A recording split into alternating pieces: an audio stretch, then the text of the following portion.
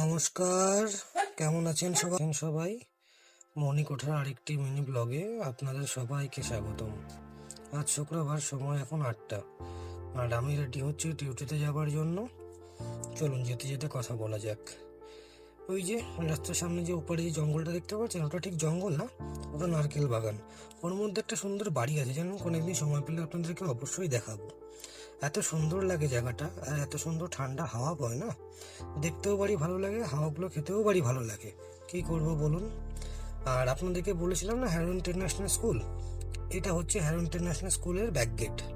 এর পাশ দিয়েই আরেকটি রাস্তা আছে, যেটা দিয়ে আমরা যাতায়াত করি। মেন রাস্তা দিয়ে আমরা যাই না, কারণ ওটা দিয়ে অনেকটা ঘুরে আসতে হয় আমাদেরকে।